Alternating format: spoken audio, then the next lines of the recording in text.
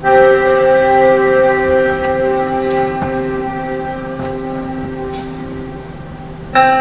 find it very interesting now to look at how the digital tools that are available are changing the planet, the lives that our students are leading. The fact is, most people who are teaching now in schools were born before these tools were available, and our students take them completely for granted. Somebody once said that technology is not technology if it happened before you were born. I mean, I was born in 1950, which does seem like a very long time ago now, but I wasn't very excited about electricity. You know, it wasn't like some major breakthrough for me, but it was for my grandparents. And our kids aren't really that excited about a lot of the technologies now that excite adults. They simply take them for granted. So our students have a facility with digital technology, and it's right and proper, therefore, that we should build them into the heart of education. Okay, I'm going to stop there. This was a short excerpt written by Sir Ken Robinson. Sir Ken Robinson is a world-renowned speaker, amongst many other roles, who strongly feels that education should focus on creativity and individualized learning versus standardization.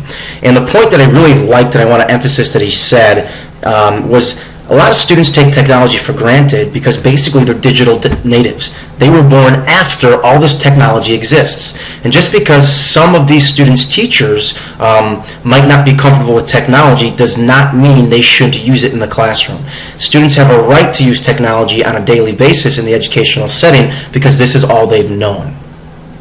And the reason I wanted to share that short excerpt with you is because this presentation is just going to touch a little bit on why multimedia should be used in the classroom as required for one of my educational technology courses offered through Boise State University. Again, as previously mentioned, the purpose of the presentation is to share a few benefits of incorporating multimedia in today's educational classrooms. And we started off the video with one benefit, according to Sir Ken Robinson, is simply because that's the right of a student. That's all they've known, and so that's what they should be given. Okay, so I want to quickly provide 6 examples from other researchers on why we should use multimedia in classrooms. Example number 1. Students who receive a multimedia lesson consisting of both words and pictures are shown to perform better on subsequent tests than those who receive the same information in just words alone. Number 2. School used to be from 8 to 3 p.m. However, by leveraging the use of technology, it allows students to access key content whenever and wherever students desire. And to me, that is so powerful. We're basically tearing down the walls of an educational school building because technology allows students to access this content wherever and whenever they want.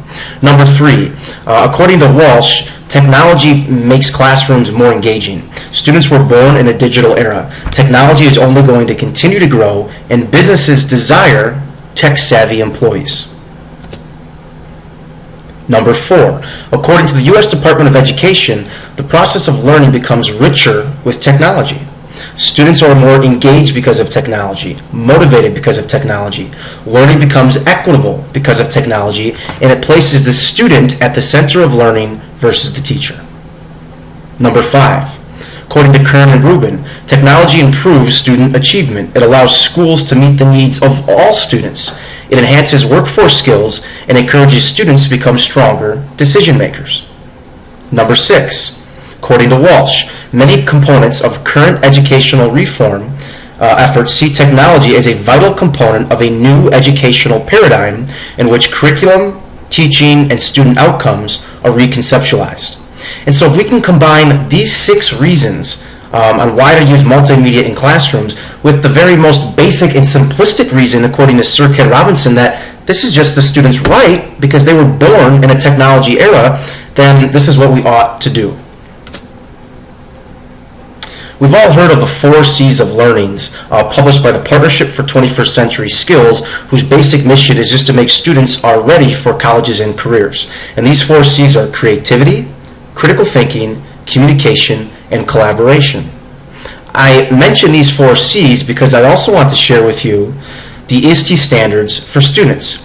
All of the 4 C's previously shown on that last slide are part of the NET standards for students. The NET standards for students, most recently published in 2007, are creativity and innovation, communication and collaboration, research and info fluency, critical thinking, digital citizenship, and technological operations and concepts. And the International Society for Technology and Education is basically the leading membership for educators and education in advancing excellence in learning and teaching using technology. And they feel that all students should be able to master these 6 components, of which 4 of these are also part of the 4 C's.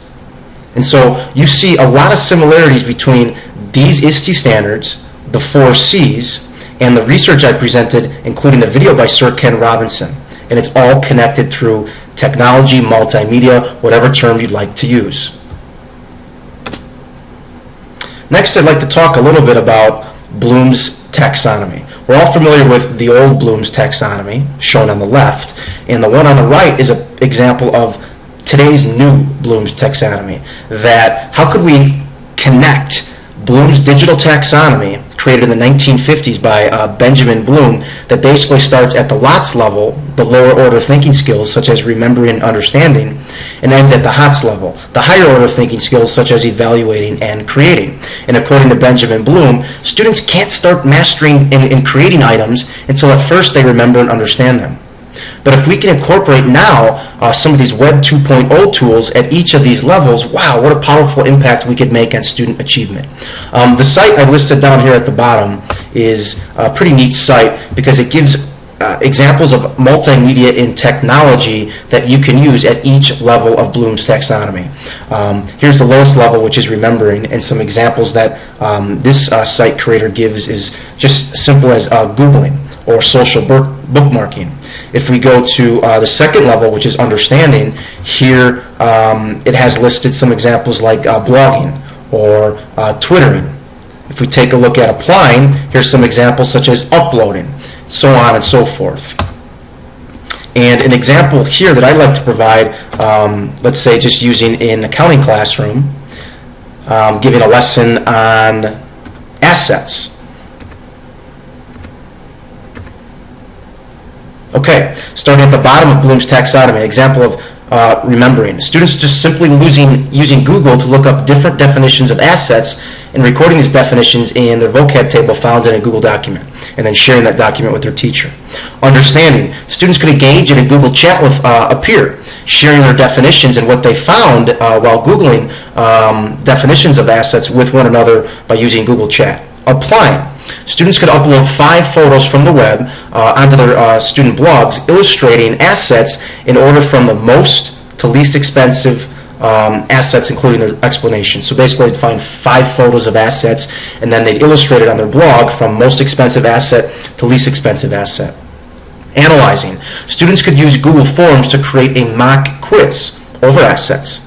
They would then share these quizzes with their students, taking one another's quizzes, including grading it and offering feedback for their peer. Evaluating. Students reading their classmates' blog posts and offering reactions to these posts, including evaluating the comments left on their own individual blogs by other students. Creating. Students could create a storyboard using any number of sites, Animoto, explaining the meaning of assets, and then they would post this video onto their blog for their classmates to view and then comment, etc., etc. So this is just a quick example of how you could hit each level of Bloom's taxonomy in order while leveraging the use of Web 2.0 tools. And to students, this is going to be completely natural because, as Sir Ken Robinson said, the biggest benefit to using technology in the classroom is just because this is the right of students. This is the right of students. They are digital natives. They were born after the technological boom, and this is all they've known. And they are very tech savvy. So we need to give them that right regardless of our skill or competencies in using technology. And to me, that is the number one out of all the reasons I've given you in this short video. That's, to me, the most important, because this is just the student's right. And in education, we always need to remember, we always need to do what's best for students.